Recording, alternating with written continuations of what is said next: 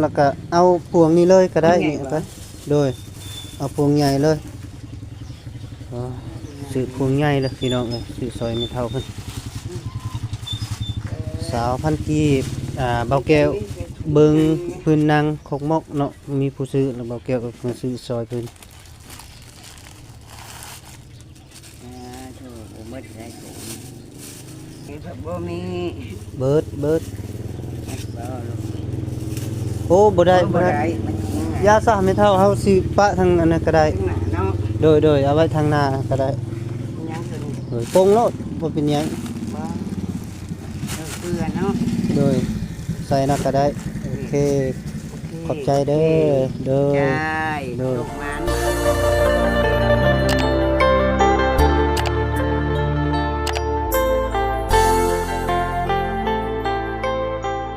เปิดภาพขึ้นมากะยังบูแจ้งพี่น้องเอ้ยเบาเกี่ยวกับมาตลาดดงหินพี่น้องมาแต่เช้าพี่น้องเอ้ยมาซื้อคงอยู่คงกินเนาะพี่น้องเนาะซื้อคงกินประเภทซุปแล้วก็ประเภทดิบเนี่ยเนาะพี่น้องซื้อเอาเมื่อเพราะว่ามื้อนี้ก็มีแขกพี่น้องสิมาลิ้นน้ำเนาะพี่น้องเพราะว่าเบาแก้วก็มาซื้อคงอยู่คงกินแต่เช้าเนาะพี่น้องซื้อไว้เพื่อรับตอนเพิ่นมาลิ้นเนาะพี่น้องเนาะทางเบาแก้วก็ขอกราบทักทายสบายดีพ่อแม่พี่น้อง FC เบิดสุขุสุคนทางฝั่งไทยและฝั่งลาวต่างประเทศนำเด้อเนาะยินดีต้อนรับเข้าสู่ซองของเบาแก้วชาแนลคือเก่าพี่น้องเอ้ยตอนนี้ก็มาฮอดตลาดดงหินแล้วพี่น้องเอ้ยบรรยากาศมื้อนี้ก็งามดีพี่น้องเอ้ยเพราะว่าบ่มีลมแล้วก็บ่หนาวเนาะมื้อนี้เนาะพี่น้องคือว่าโอเคเนาะพี่น้องคือว่าเบาแก้วก็สิเข้าไปในตลาดเนาะพี่น้องไปซื้อของกินเนาะจะประมาณเบาแก้วสิซื้อกับประมาณปลาดุกกับปลาทูเนี่ยพี่น้องเอ้ยแล้วก็ของกินสุกซื้อไปเนาะเพื่อรับตอนเพิ่นเนาะเพิ่นมาลิ้นเนาะพี่น้องโอเคเนาะพี่น้องนี่ละเมนทางเข้าตลาดเนาะพี่น้องทางเข้าตลาดไปคุณเลยพี่น้องเอ้ยเบาแก้วก็ยังขี่รถเข้าไปในเลยเพราะว่าสิปารถอยู่นอกกันมันอยากเสี่ยงเนาะพี่น้องเนาะเพราะว่ามันเคยมีรถเที่ยตลอดนะพี่น้องเอ้ยแล้วก็เลยเบาแก้วก็สิเข้าไปในเลยเนาะตอนนี้ก็ฮอดเบาแก้วก็เข้าในตลาดแล้วพี่น้องเอ้ยคนขายผักขายหญ้าเนาะพี่น้องผักลายอยู่ได้พี่น้องเอ้ยมันยังมืดแล้วพี่น้องขอโทษขออภัยเด้อเพราะว่ายังมืดอยู่แล้วก็ไม่อยากเห็นแจ้งปานใดเพราะว่าเบาแก้วก็ตื่นแต่เช้าๆคุณแหละพี่น้องเพื่อสิมานี่ก็บ่แม่นง่ายเนาะเพราะว่าเบาแก้วก็มีเวียกหลายเนาะพี่น้อง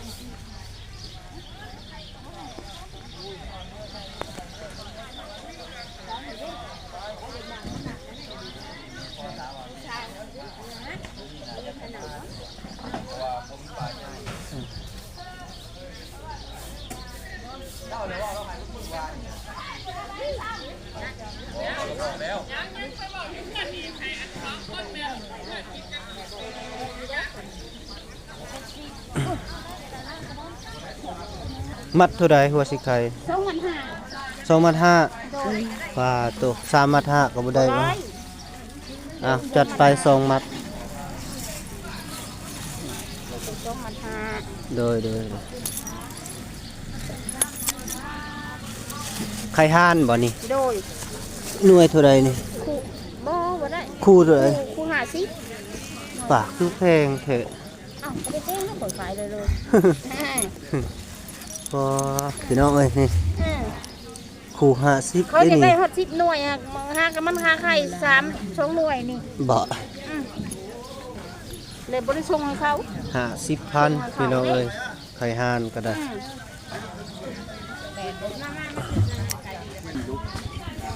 โดย เงินทอนอยู่บ่ เอา เขามีเงินทอนทำได้นี่แหละ เอาเปลี่ยนซะคนก็บ่ได้มีเงินน้อย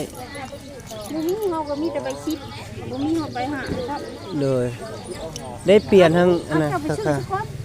มีบ่ มันสิมีอยู่ติไม่ค้าเนาะ โดยเพิ่นว่าบ่มีเงินทอนพี่น้องเอ้ย ถ้าเอาก่อนเอามีเงินเจ้าก่อน5,000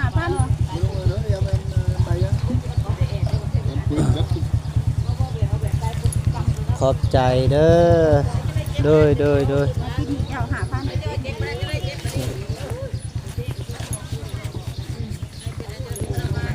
2 มัด 5,000พี่น้องเอ้ยหัวสิไข่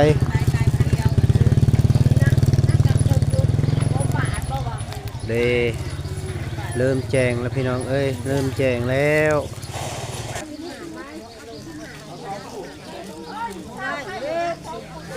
ขายแบบใดนี่ฮะ3 มัด 54 มัด 5ก็บ่ได้บ่ผักมันลายแล้วได้เดี๋ยวนี้4 มัดเนาะโดย4 มัด 5เอาจัดไปซื้อซอยเมเท้าขึ้นพี่น้องเอ้ย1,000เอา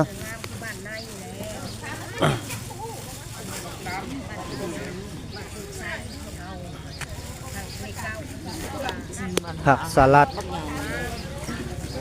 ขายแบบใดนี่เป็นพวงตัวใด พวง5,000 พวง5,000โดยผักกาดซอมดอกพี่น้อง3 มัด 10เพิ่นว่าแม่นแหละกะเฮาก็เคยกินอยู่อันนี้นะแซ่บอยู่หันลวก เอานะแม่ซอยแม่ บ่ได้ก็ 3 มัด10 3 มัด 10 ในพักซี่ในผักกาด นี่ กาด เท่า เกี้ยวใหญ่เฮาดิพอ5,000ชื่อว่าอะไรวะตกขวามาขายเท่าไรชุดแล้วอุ่นนี่นะ ใส่ นี่นะ ในมันบ่เลย นี่จะห้ามหวานเนาะ 4 มัด 10บ่ได้บ่แม่เฒ่าซื้อซอยนี่ ไม่ได้ซื้อมา บ่ได้บ่โดยเอ้าบ่เป็นหยังเอาไว้มื้อหน้านะซะเนาะพี่น้องซื้อแต่ผักหอมซอยลาว เอาตัวนี้บ่ โดยกูจ่ายเงินให้เจ้าละเด้อโดย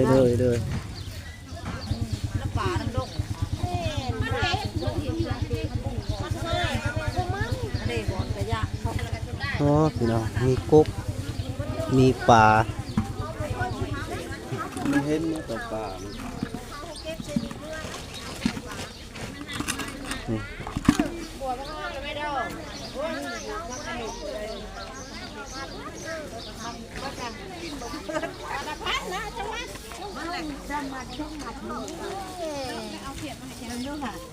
ถ้ามาช่องเนาะ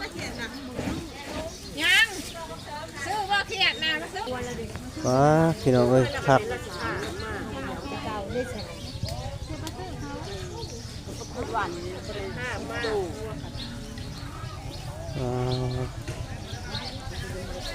ผักเต็มเลยพี่น้อง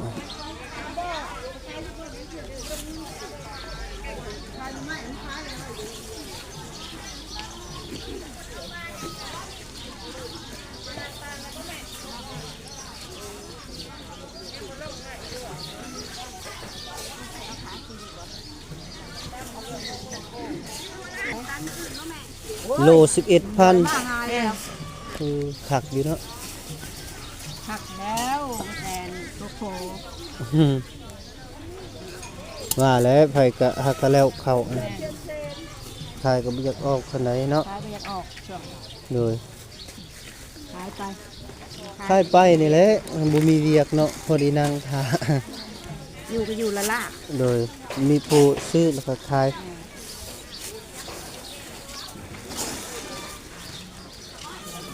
ข้าวเหนียวพี่น้องเอ้ยกิโล11,000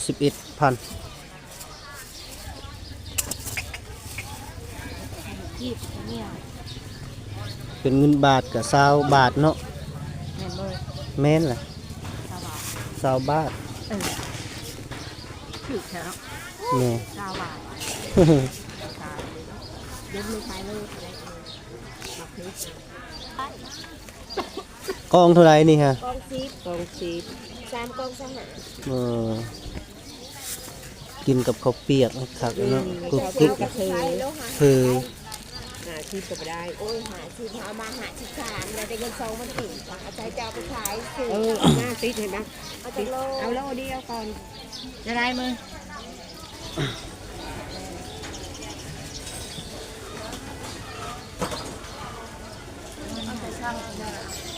แม่นเอาที่เสาเลย แม่น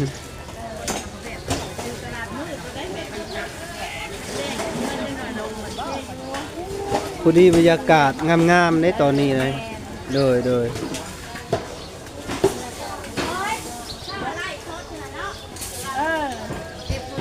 ขายดีอยู่เนาะ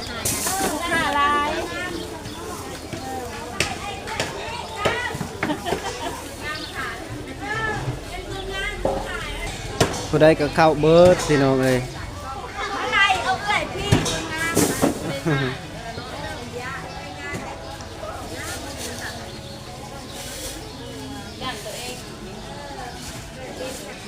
แล้วก็เอาแป้งนัวแล้วก็เกลือแป้งนัวถุงหนึงพี่น้องเลยแล้วก็เกลือถุงหนึง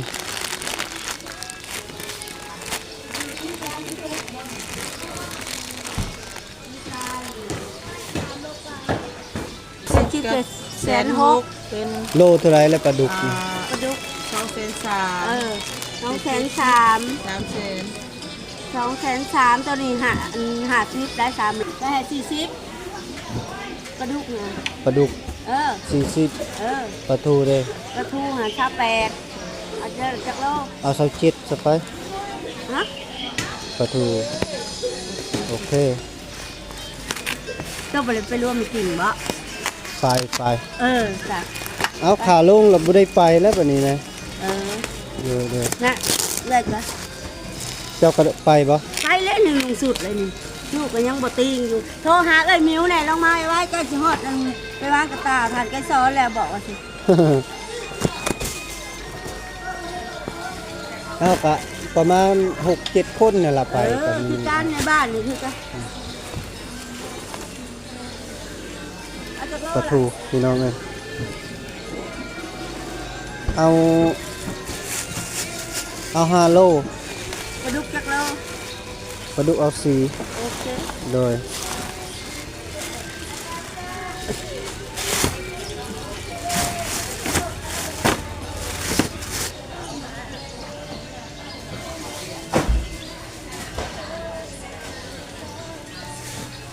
แจ้งคักระบัดนี้พี่น้องเอ้ย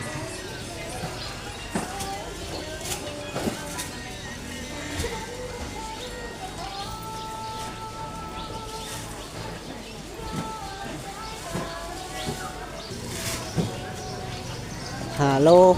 ตื่มให้เด้อยังบ่ฮอดซ้ เอ้ยเสียตะเบิ้งจะได้พะเนาบ่ฮอด ำโดยจะ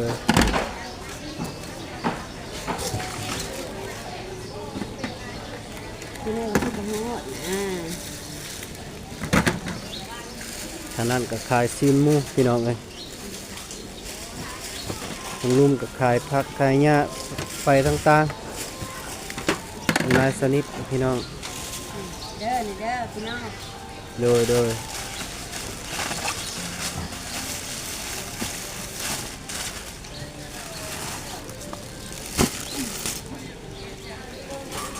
เนี่ยหลายอย่างนี้ค่ะ เอาปลาแดกเด้อเอาปลาแดกทงหนึง ว่างกระจายออกมาถ่ายไปซ้อนจริงๆว่าจังหวัดเจ็ดโมง4โล โอ้ผู้4 โล 4โล3เอา4โลก็ได้แล้ว ได้ขนาดเลยจากนั้นไม่ไปได้ ปลาแดก โลกอะไรกำลังดี ปลาแดกแซ่บด้วยทุกคนนะเลย แต่ก็ยังน้องยังว่า ปลาทูนี่ตื้มอีกเอาอีกโลหนึง เป็น6เนาะ แม่นเอาเป็น6โล โอเค เปลี่ยนใจแล้วมันเอาเป็น6โลยันเพิ่นบ่พอกิน 168แล้วนี่ ที่นี่พัดยกโป้โอเคซะ 28แล้วก็มาบวกประแดกนี่10บวกเป็นเงิน18ก็เอาแต่10 3,600,000โอเค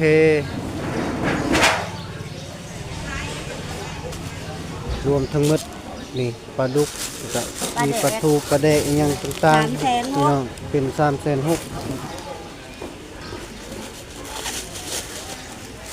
ใช้สมพัก สบายดี โดยสบายดี แซ่บซอยเด้อนี่สมพักแซ่บแซ่บ ตัวได้นี่ฮะ 10,000กีบ10,000กีบ 10,000กีบ 3ถุง25ก็ได้ โด ต ย ลาดดงเห็นเอา โดย เด้ออย่าดูว่าสิแห้งมีสิแห้งมีอ้วนมีสิแห้งแซ่บ เอาซื้อซอย2ถุงก็ไป 2บ่ เลย ว่าบ่ดีนะ หึ คือต้นเมียน่ะ เนี่ยมันกินซีด มีคิดก็ได้ บ่อยู่เฮือนก็เฮ็ดสินแห้งขายอยู่ เอาตัวตอนให้กันเด้อ ทง10เนาะ เจ้า3 โดยแล้วบ่อ้อย แล้วมันจะถ่ายเลยอาหาร เอามา 4 6 7เอามาอ้อยเอามาอ้อยเอามา เท่าใดนี่ฮะ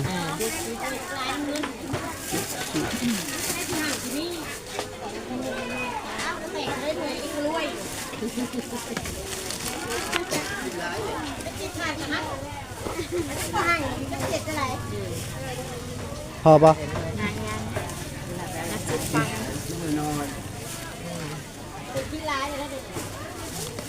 อ่ะโอเคขอบใจเด้อเอามังเพชรในสาวพันธุ์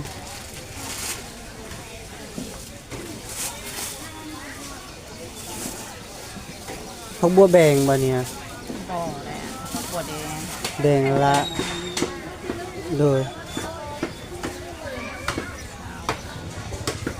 ผักบัวแป้งเขาเอามาขายเมื่อนั้นไอ้ท้องเอามาเบิดละบอก เขาเจ้าขายเป็นโลบ่ ตัวใดอ่ะบัวแป้ง แม่นพักบัวหัวน้อย ขายเป็นกองอันนี้เขาจะเห็ด โดยเขาเรียกเขาขายเป็นกิโลโดยคนหมาเยอะแยะแล้วพี่น้องเอ้ยบัดนี้บ่าวแก้วกะนี่แหละพี่น้องรถซื้อคุยโยกของกินกะลายแซนเติบพี่น้องเอ้ยเบิดนี่กะรวมทั้งเบิดนี่กะพอดีเป็น700,000 กว่าเนาะพี่น้อง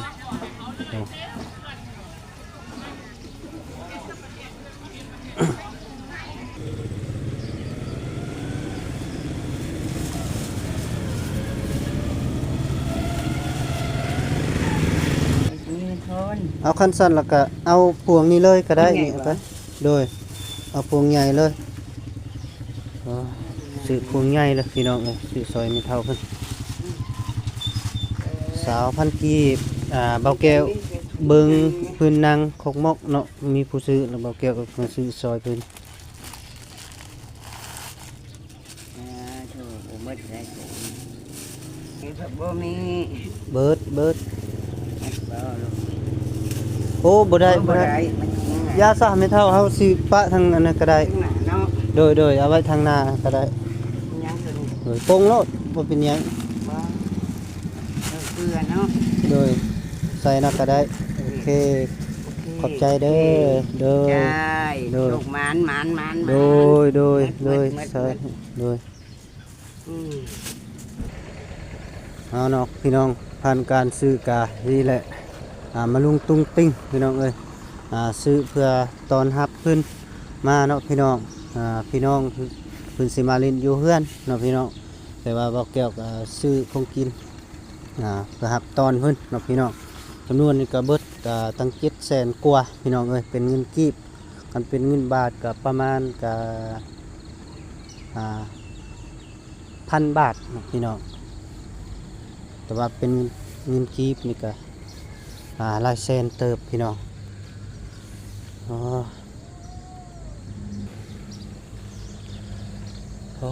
พี่น้องเอ้ยผ่านการซื้อกามาตลาดเรียบร้อยแล้วพี่น้องเอ้ยต่อไปนี่กาเบาแก้วกาสิได้จบคลิปแล้วพี่น้องเอ้ยต่อไปนี่กาเบาแก้วกาขอฝากกดไลค์กดแชร์ติดตามแล้วก็ทาง FC กาคอยอยู่ดีมีแห้งประทับจึงแข็งเนาะพี่น้องเนาะต่อไปนี้เบาแก้วก็ขอจบกันเด้อพี่น้องเอ้ยเอาไว้มื้อหน้าเนาะพี่น้องเอาขอขอบใจเด้อพี่น้องเด้อ